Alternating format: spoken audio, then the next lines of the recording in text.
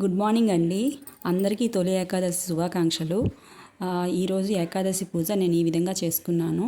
నాకు తోచిన విధంగా చిన్నగా చేసుకున్నాను. పెద్దగా ఉపవాసం ఏం చేయట్లేదు. జస్ట్ నేతితో దీపాలు పెట్టి హల్వా ప్రసాదంగా పెట్టి చేశాను. అలాగా గుడికి వెళ్దామని అనుకుంటున్నాను.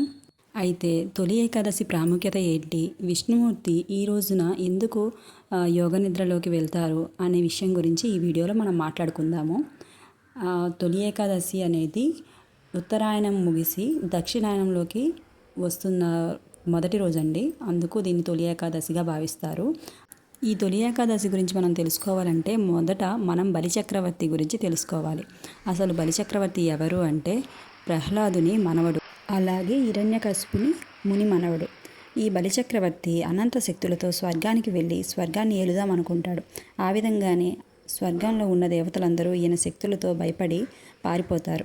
ఈ దేవతలందరూ వెళ్ళి బృహస్పతిని అడుగుతారు, అసలు ఎవరు ఈ బలిచక్రవర్తి, అతనికి ఎందుకు అన్ని శక్తులు ఉన్నాయి అని. అప్పుడు బృహస్పతి సమాధానమిస్తాడు. శుక్రాచార్యుల వారు విశ్వజిత్ యాగాన్ని బలిచక్రవర్తి చేత చేయించి ఈ అనంత శక్తుల్ని పొందేలా చేశాడు. అందువల్లనే ఇతనికి అన్ని శక్తులు ఉన్నాయి అని చెప్తారు. అప్పుడు దేవతలు ఇతనితో పోరాడడం సాధ్యం కాదని భావించి స్వర్గాన్ని విడిచి వెళ్ళిపోతారు. బలిచక్రవర్తి స్వర్గాన్ని తన రాజ్యంగా మార్చుకొని కొంతమంది ప్రతినిధులను స్వర్గంలో ఉంచి అతను భూలోకానికి ఎప్పట్లాగే వచ్చేస్తాడు.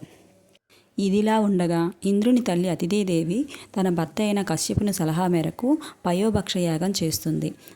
మళ్ళీ స్వర్గం మన చేతిలోకి రావాలని పయోభక్షయాగం చేస్తుంది. ఈ యాగం చివరి రోజున మహావిష్ణువు ప్రత్యక్షమయ్యి, బాధపడకు తల్లి, నీ పుత్రుడైన ఇంద్రునికి సోదరునిగా నీకు బిడ్డగా జన్మించి నేను స్వర్గాన్ని కాపాడుతాను, ఇంద్రునికి తోడుగా ఉంటాను అని చెప్తాడు. అదేవిధంగా శ్రీ మహావిష్ణువు భాద్రపద శుద్ధ ద్వాదశి నాడు వామనుడిగా అతిథిదేవి గర్భంలో జన్మిస్తాడు.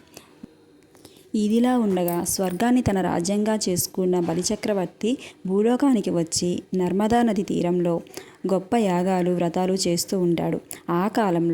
ఆ సమయంలో శ్రీ మహావిష్ణువు అక్కడికి చేరుకొని, అంటే వామనుడు అక్కడికి చేరుకొని 3 అడుగుల స్థలాన్ని దానంగా ఇవ్వమని బలిచక్రవర్తిని కోరుతాడు.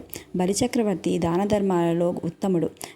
ఎవరు ఎలాంటి దానాన్ని అడిగినా కూడా దానం చేసే గుణమున్న వ్యక్తి.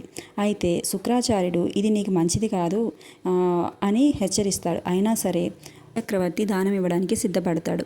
అప్పుడు వామనుడు 1 అడుగుగా భూలోకాన్ని, ఇంకో అడుగుగా ఆకాశాన్ని తీసుకుంటాడు. అలాగే 3వ అడుగుని ఎక్కడ వేయమంటావని బలిచక్రవర్తిని ప్రశ్నిస్తాడు. అప్పుడు బలిచక్రవర్తి తన తలను చూపించి తన శిరస్సు పైన 3వ అడుగుగా వేయమని కోరుతాడు.